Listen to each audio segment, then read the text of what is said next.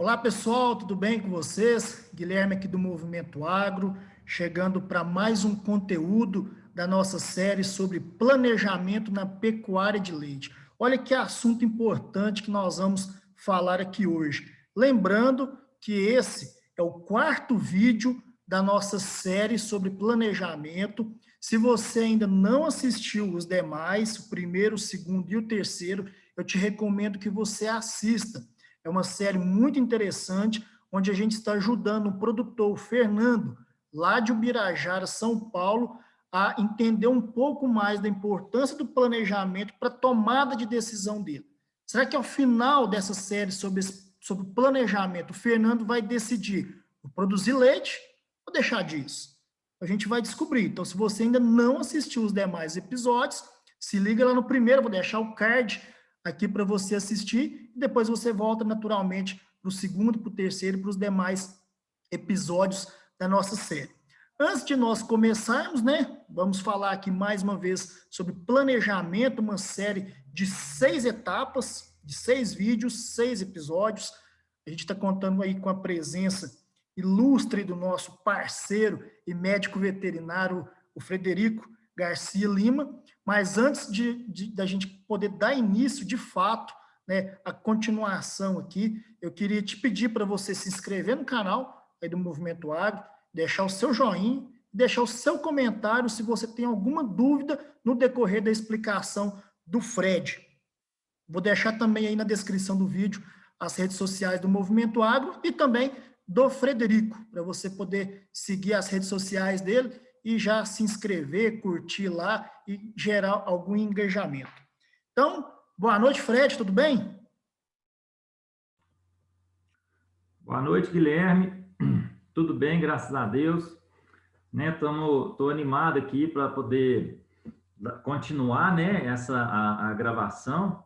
Só, né, para o pessoal saber, essa etapa, né, a gente está gravando aí algumas semanas depois, né, das primeiras, foi o trabalho interno que eu fiz, né, de escritório. A gente vai explicar direitinho. Então, nessa etapa, né, a gente vai explicar, né, qual foi o passo a passo, né, o que eu fui pensando, como foi o trajeto que a gente fez para desenvolver o planejamento lá do Fernando, tá? Excelente. Só comentar, Fred, deixar um comentário com o pessoal aqui. A gente fala de vários assuntos no movimento agro, irrigação de pastagem, e com o Fred a gente tem falado sobre gestão. O quanto a gestão ela é importante na pecuária de leite. E ela tem se tornado cada vez mais importante. Se você puder deixar um comentário depois aí também, Fred. A gente está aqui no dia dessa gravação, a gente teve o lançamento recente do Boletim do Leite do CPEA do mês de junho. E um fato me chamou muita atenção, que é uma informação que o boletim traz em relação ao custo operacional e efetivo da atividade do leite. Só em 2021, os custos aumentaram 11%.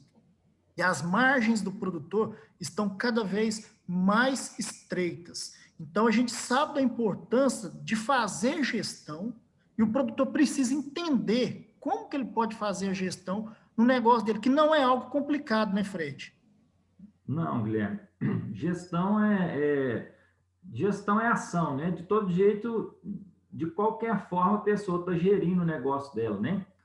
Ele pode estar fazendo uma gestão mais ativa e decidindo como que vai ser, criando o futuro dele de uma forma melhor, ou ele está fazendo aquela gestão passiva, onde tudo que acontece no mercado, a pessoa sofre, né, com essas mudanças de mercado, né? Por exemplo, né, mais de 11% de aumento no custo de produção, só nesse ano de 2021, ele afetou de maneira diferente os produtores, dependendo do formato de gestão que essa pessoa estava usando, né? Então, esses 11% é um aumento médio, né? Que para algumas pessoas foi 9%, para outras foi 19%, né? Então, assim, tem gente sentindo muito mais esses aumentos de custo por uma escolha de uma gestão passiva, né? Ele fica vendo as coisas acontecer sem tomar uma atitude para poder mudar o negócio dele. né? E uma das atitudes, né, está dentro do que nós estamos falando, que é a questão do planejamento, né? Você pensar o seu negócio no futuro, né? O que eu vou fazer para melhorar a rentabilidade do meu negócio? Você planejar isso. Bom demais, Fred. Então, vamos lá, né, para a sua apresentação, para essa quarta etapa aí da série sobre planejamento. Lembrando que o planejamento ele é uma parte da gestão e é muito importante para o produtor na tomada de decisão. Bora lá? Vamos lá. Bom, então, só relembrando, nossa série de assuntos aqui, a série de vídeos que a gente vai mostrar, ela tem 6 etapas, né?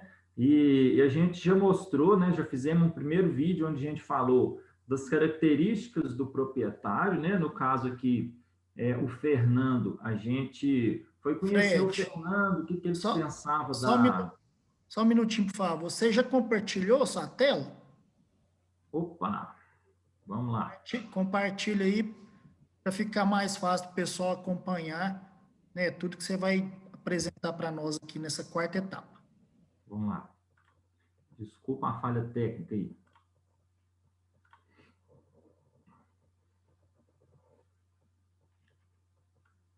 Aí, agora apareceu, né? Então, desculpa, vamos lá.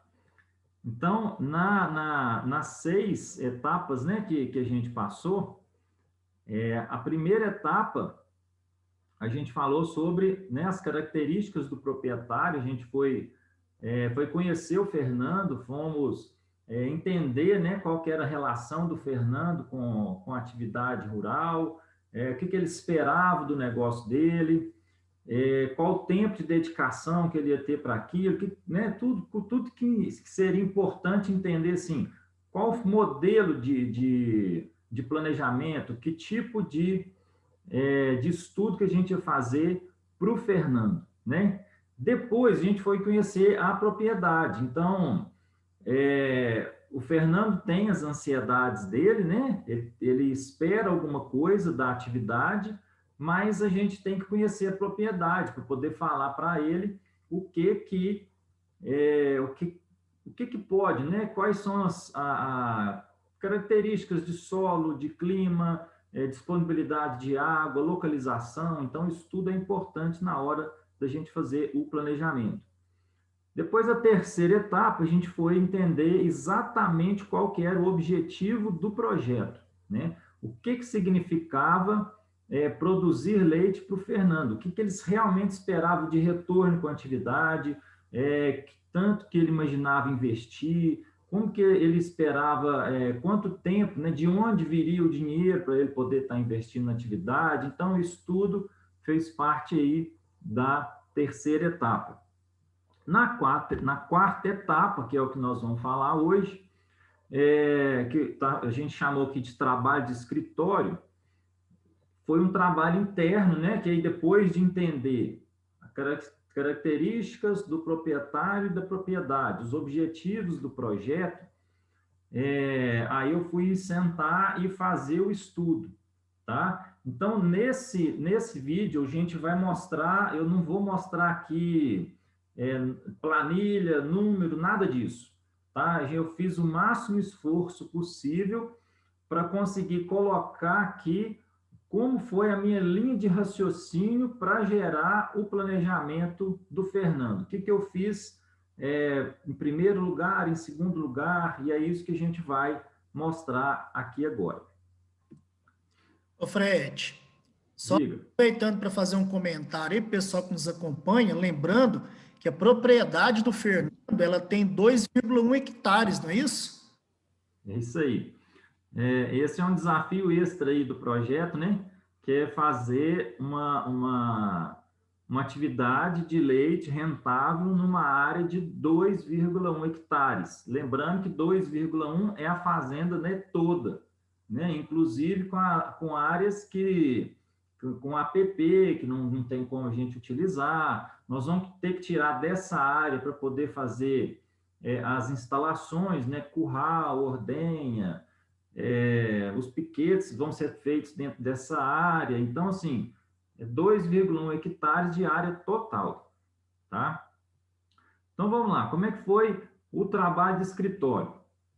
A primeira coisa que eu fiz, que é super importante, é entender, né, onde está a fazenda. Então, fui pegar um histórico climático para mim saber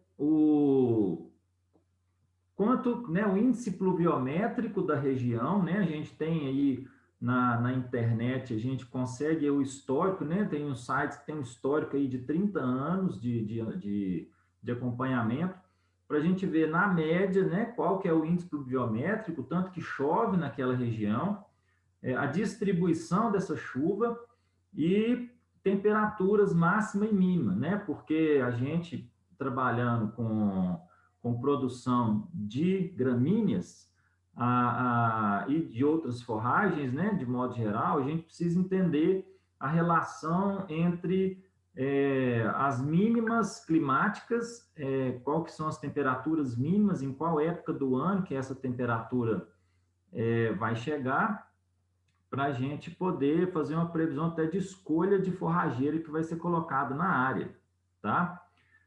Outra coisa que é super importante é a gente, igual a gente viu, né, sobre a área total da fazenda, né? Fizemos o inventário de terras, né?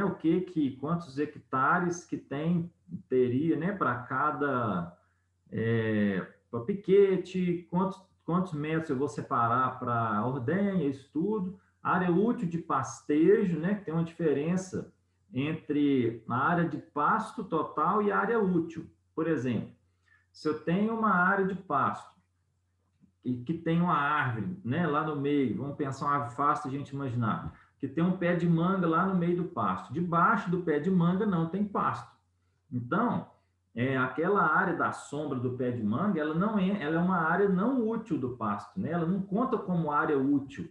Então, se eu tiver um pasto cheio de pé de manga, vai caber, né, a minha capacidade de suporte ali, né, quantos animais vão pastejar ali, vai ser menor do que uma área que não tem nenhum pé de manga, vamos falar assim. Tem muito mais pasto onde não tem árvores, né, de copa muito larga. Então, essa área útil é super importante. E eu fiz uma comparação, né, de opções entre um sistema de produção de leite a pasto irrigado e sequeiro, né, que é sem irrigação. E depois veio, né, depois de tudo isso definido, que veio o planejamento financeiro, onde nós definimos as receitas, as despesas e os investimentos. Opa, aí. Histórico climático, tá? Isso aqui, esse histórico climático é da cidade de Ubirajara, lá onde está o Fernando, onde que mostra aqui nas barras azuis, né, o índice pluviométrico na média de 30 anos, então a gente vê, né, que ele está na região sudeste, na região, basicamente na região central, né, do estado de São Paulo, centro-oeste, né, do estado de São Paulo, e aqui essa é a distribuição de chuvas. Então a gente tem, né, como é normal na região sudeste, de modo geral, eu tenho um período das águas, que ele se caracteriza de outubro até março, abril, e eu tenho um período de menos chuva, né, um período das secas, onde que a gente tem um baixo índice pluviométrico e também onde eu tenho as temperaturas mais baixas do ano, né? Aqui a gente tem claramente aqui o corte aqui de 15 graus, que a gente sabe que toda gramínea, quando a temperatura, né, a temperatura mínima abaixo de 15 graus, a gente tem aí uma redução bem considerável na produção de massa de forragem. Então, isso faz com que a capacidade de suporte da fazenda diminua nesse período, onde que a gente geralmente entra aí com suplementação no coxo, né? O famoso tratar, né? Que a gente fala de tratar no período da seca e tal. Então, é importante a gente, né, tá observando esses dados. Com relação à temperatura máxima, a temperatura máxima aqui também, ela vai falar um pouco para a gente da minha capacidade máxima de produção de forragem, né? Então, assim, por exemplo, se a gente pegar esses dados aqui mais no norte do país, no estado do Pará, eu tenho essas temperaturas máximas aqui muito mais próximas aqui dos 30, entre 30 e 35 graus, o que faz com que, o que coincide, né, que eu tenho mais períodos de luz no dia, a minha temperatura mínima não abaixa de 15 graus, então isso faz com que naturalmente a produção de forragem nessas regiões seja maior do que onde a gente tem temperaturas mais baixas, tá? Então é importante a gente entender aí esse histórico climático na hora da gente fazer o projeto. Sobre inventário de terras, né, como que a gente entendeu isso aqui? A área total da fazenda é 2,1 hectares. Desses 2,1, eu tenho lá pelo menos, né, uns 1.000 metros quadrados de área de APP que não tem como ser usado, tá? E eu vou ter que separar aí mais 0,3, né, 3.000 metros quadrados para áreas não produtivas, né, que não estão produzindo pasto, nem outro tipo de volumoso, que é a área de curral, a estrada para chegar lá, casa. Então, essas áreas não são utilizadas, né? E a gente vai fazer, né, nós vamos conversar aqui do pasto, né, que dos 2,1 hectares, eu vou aproveitar 1,65 hectares para fazer os piquetes. E considerando uma área efetiva de pastagem de 90%, que é um bom número, isso aqui, uma excelente formação de pastagem, eu tenho de área útil 1,5 hectare, né? Então, assim, do 1,65, numa pastagem muito bem formada, eu tenho 1,5 hectare de pasto mesmo para poder ofertar para os animais durante o ano. E aí nós fizemos, né, a comparação da área se eu fosse fazer um projeto irrigado ou se eu for fazer um projeto de sequeiro. Por que surgiu, né, interessante a gente entender isso aqui? Eu acho que aqui está uma grande oportunidade, né, da gente poder aproveitar os recursos hídricos que a gente tem nas fazendas,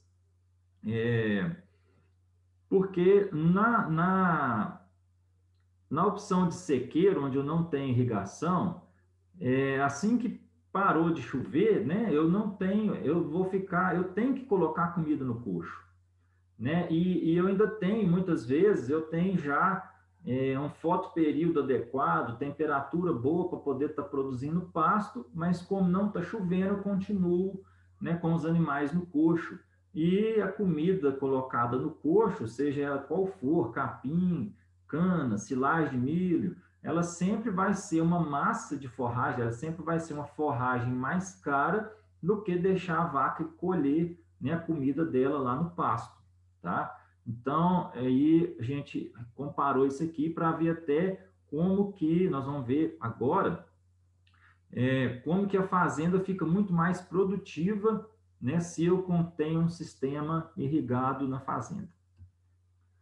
Então, no sistema irrigado, a gente fez eu estou considerando aqui, né, uma irrigação mais chuva de 3.000 milímetros anuais, tá? Isso me dá aí uma expectativa de produção de pasto de 54 mil quilos de matéria seca por hectare ano.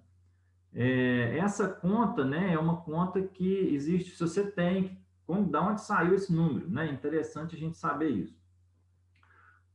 Quando você já tem um solo que está corrigido, né? Você já fez calagem, gessagem, você já vem fazendo adubação de pastagem, procurando equilibrar os nutrientes do solo, você tem um solo que está te falando assim, não, pode acelerar que eu dou conta de produzir, né?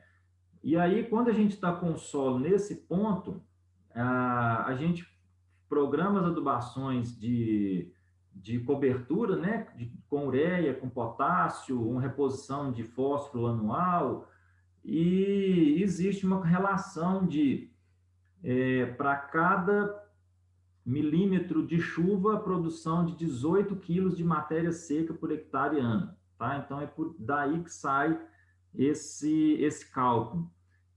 Como a irrigação, né, a gente tem a média pluviométrica lá de 1.500 e poucos milímetros por ano, eu vou completar mais 1.500 milímetros por ano com a irrigação. Então, isso também me dá aí já uma noção da dimensão de planejamento da minha irrigação, né? Qual que é o tamanho da irrigação, o que eu preciso ter de água para poder conseguir irrigar a minha pastagem. E aí fica aí, né? Esse gráfico, ele é super interessante, ele fala muita coisa e é ele que define praticamente todo o planejamento da fazenda com relação a quanto de produção eu consigo tirar na minha fazenda, quanto de gado eu consigo tirar na minha fazenda. E aí a gente faz esse balanço de forragem, tá? Eu vou parar aqui um pouquinho nesse gráfico para a gente entender ele, porque esse gráfico no sistema irrigado, ele é muito diferente do gráfico do sistema não irrigado.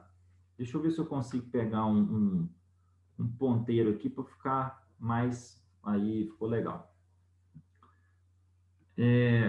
Como eu estou considerando, para fazer esse balanço de forragem, estou considerando a fazenda estabilizada. Então, já estou considerando que eu já coloquei o máximo de animais que cabem nessa fazenda.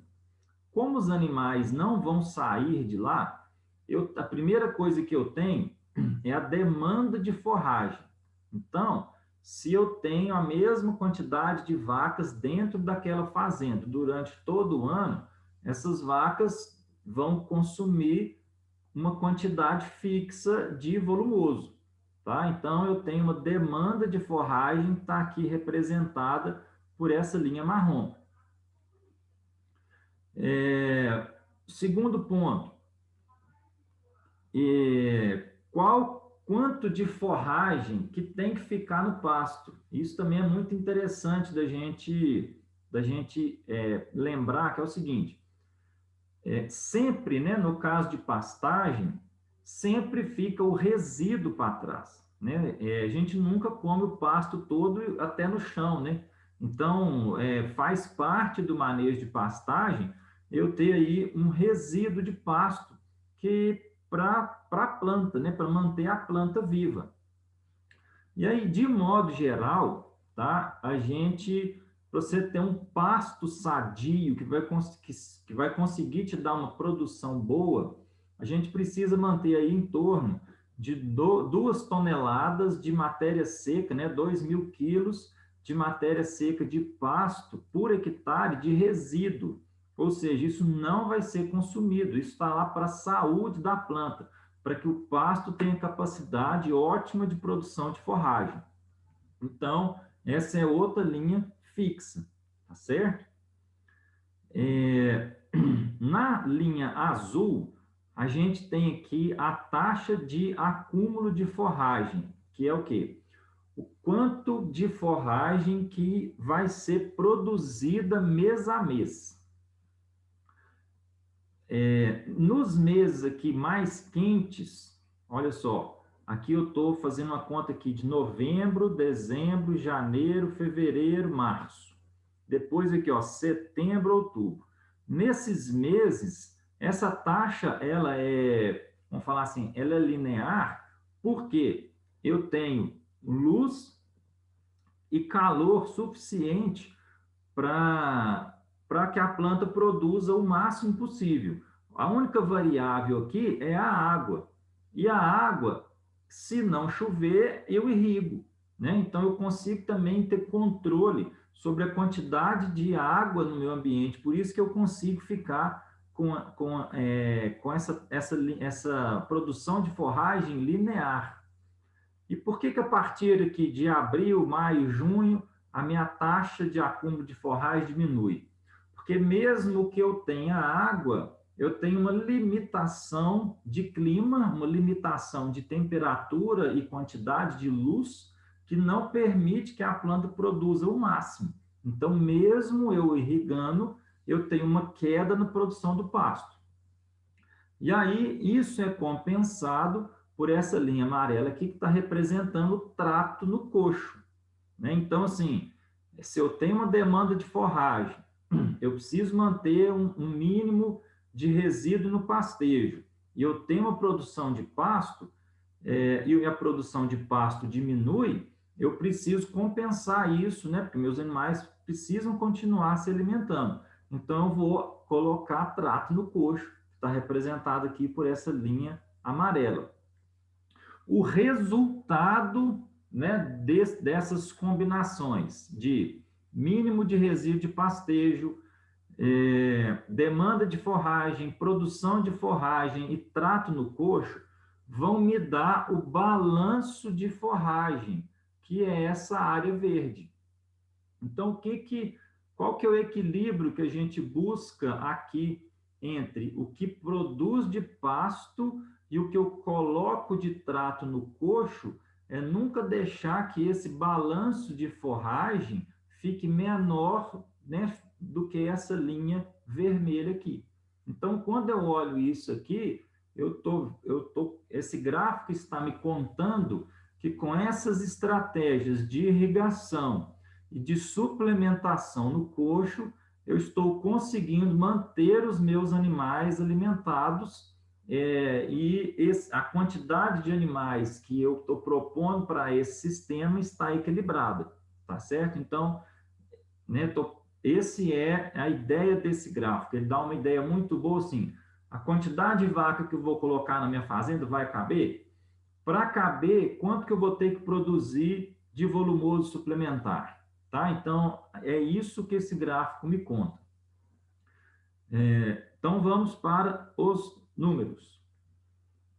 Em 1,65 hectares de pastagem irrigada, eu fiz a conta lá, né, de uma capacidade de suporte, né, esses números aqui que eu vou falar é o que está representado lá no gráfico, de 15 vacas com peso médio de 480 quilos. E esses animais estão consumindo, além do pasto, uma relação de 1 quilo de concentrado para cada 3 litros de leite. Por que isso aqui é importante? Porque o concentrado que a vaca come, ela deixa de comer de pasto, né? Além de me ajudar aí no equilíbrio da dieta, em aumentar a produtividade dos animais, essa matéria seca do concentrado que os animais estão ingerindo, ela ajuda, né, ela faz parte da alimentação total do animal. Então, se eu estou fornecendo um pouco de concentrado, isso faz com que também eu possa colocar um pouco mais de gado na área, porque a necessidade dela de quantidade de pasto por dia passa a ser um pouco menor do que se eu não desse concentrado nenhum. E naquela suplementação volumosa para o período seco, para 15 vacas, eu preciso ainda de 25 toneladas de volumoso que eu vou usar no período da seca nesse estudo, tá? Essas 25 toneladas de matéria seca eu vou conseguir com 1.300 metros quadrados de capineira, 6.000 metros quadrados de silagem de milho, ou comprando 25 toneladas de silagem. No estudo que a gente vai ver, né, da parte, quando a gente for falar da parte de números mesmo, os números foram feitos baseados na compra da silagem, tá? Imaginando que essa seria a opção mais cara e que qualquer uma outra opção que eu fizer, por exemplo, se eu arrendar um pedaço de terra para poder plantar, né, um pouco mais de meio hectare de milho, ou se eu pegar na minha área e separar lá 1.300 metros quadrados, né? Imagina que numa fazenda de 2,1, né, eu tirei 0,1 hectares, de app que eu não vou usar, aí eu vou fazer 1,65 de pastagem. Então, eu tenho 3.000 metros quadrados para me fazer curral, casa. Então, eu ainda consigo ali, dependendo do projeto que eu fizer de curral e casa, eu ainda tenho espaço ali para formar aí 1.300, né, metros quadrados de capineira para tratar desses animais. Então, eu tenho esse espaço ali. Se eu decidir por silagem de milho, eu vou ter que sair, vou ter que arrendar uma área fora, tá? Então, isso aí tá. Então, por isso eu contemplei lá no estudo financeiro a compra, que seria a opção mais cara para a gente estar avaliando. No sequeiro, né? Como que seria o mesmo pensamento se eu não irrigasse? Como que fica essa minha conta? No sequeiro, considerando também que eu vou estar corrigindo a terra muito bem, que eu vou colocar o meu solo em ponto de bala, né, para poder estar produzindo, e considerando a precipitação média do ano de 1.534 milímetros, eu tenho aí uma expectativa de produção de 27.600 quilos de matéria seca de forragem por hectare ano no pasto, tá? E aí, como que fica meus números, né, daí para frente? Olha só que diferente o gráfico de balanço de forragem. Eu vou começar até de trás para frente. Lembra que quando a gente faz os cálculos, eu vou ver que meu sistema está equilibrado se essa área verde não abaixar dessa linha vermelha, que é o resíduo de pastejo. O que está me dizendo? Que eu estou consumindo pasto produzido, mantendo as minhas plantas sadias, mantendo o meu pasto sadio para que ele possa entrar em produção novamente. Esse gráfico ele começa em novembro, né? Ele está por opção aqui, ele está começando em novembro, que seria, vamos falar assim, o início do período chuvoso, né? Na região onde já tem mais chuvas. Essa linha azul é a linha de taxa de acúmulo de forragem, e ela coincide, no caso do sequeiro, com os períodos de chuva, né? Então, olha só, onde que eu mais produzo pasto?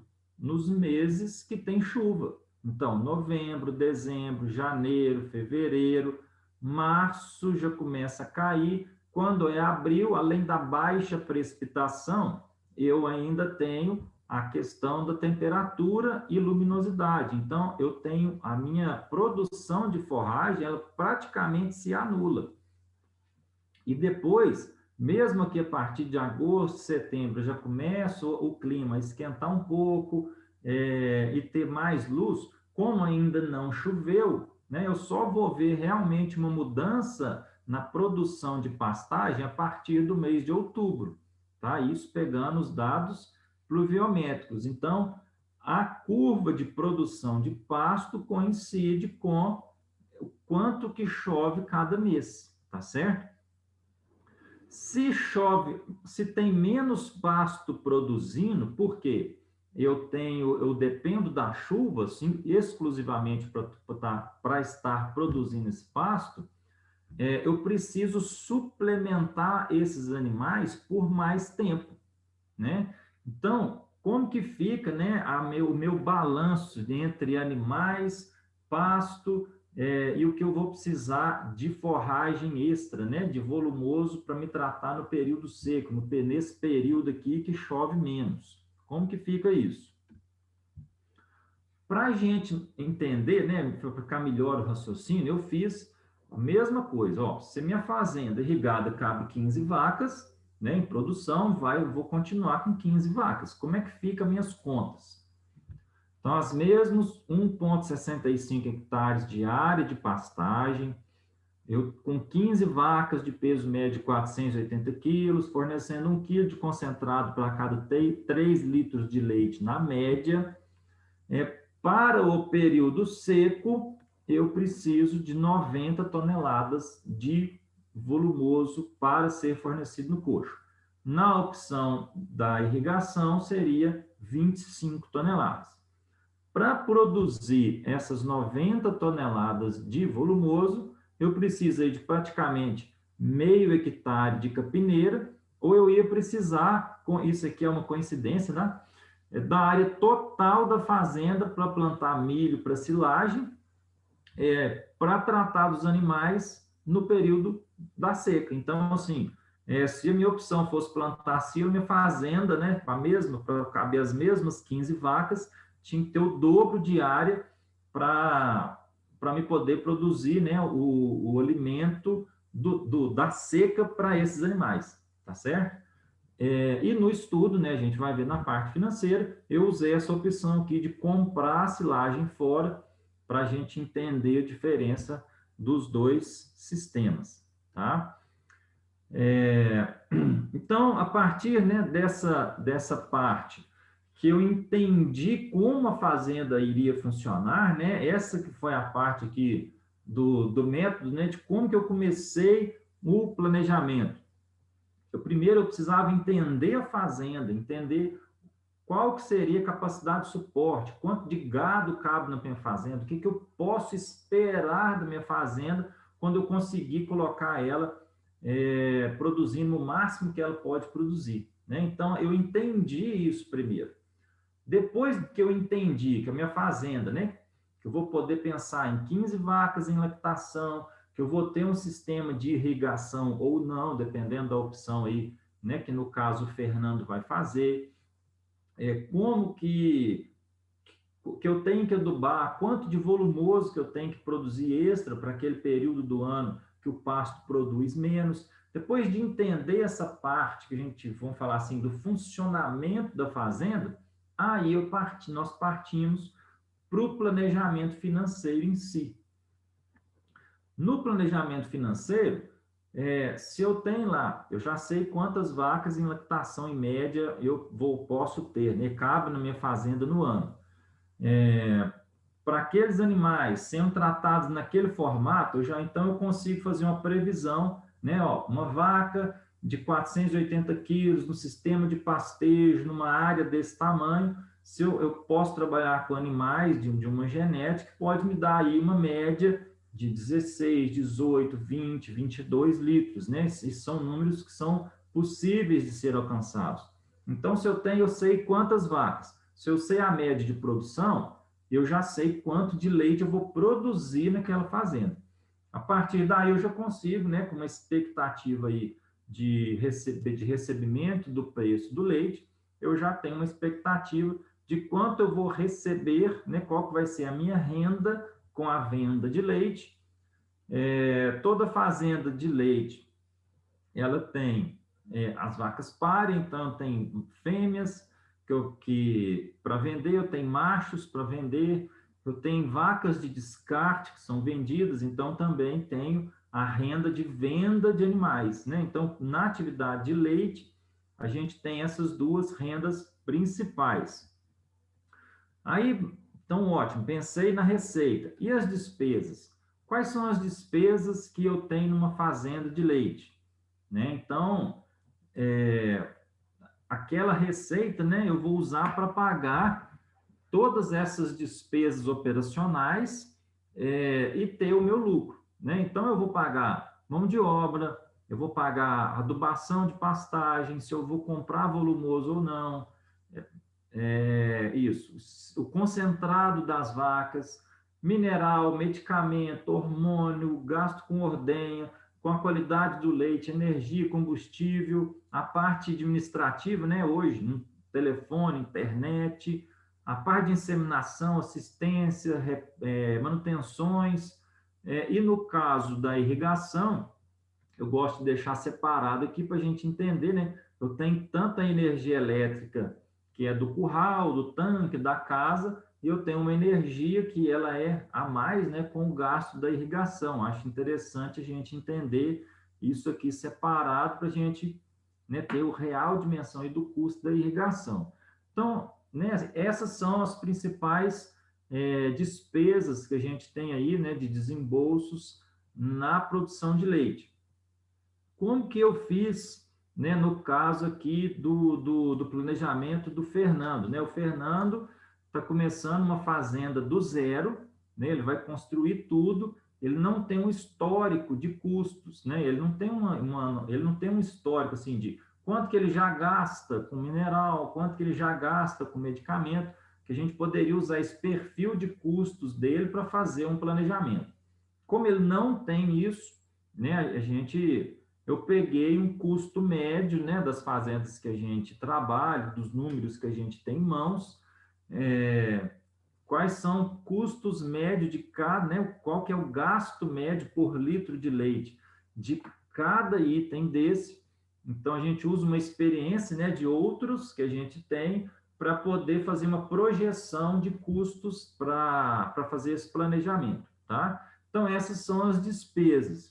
E outras coisas que estão contempladas serão os investimentos, né? Quanto que ele vai gastar para formar esses pastos, quanto que ele vai gastar nas compras de animais, nas benfeitorias construídas e nas máquinas que ele vai ter que comprar para o projeto dele, tá? Então, assim, é isso, né? Assim, tentei resumir, né, de forma uma forma mais didática qual foi o passo a passo, né, que a gente trabalhou para fazer o planejamento lá do Fernando, né, como que a gente tem que observar primeiro, quais são os gargalos, né, que uma escolha ou outra, né, se ele vai trabalhar no irrigado ou no sequeiro, ele já tem que ter a dimensão do quanto de volumoso suplementar que ele vai ter que pôr, quantas vacas vão caber na fazenda dele de forma sadia, né? Então, assim,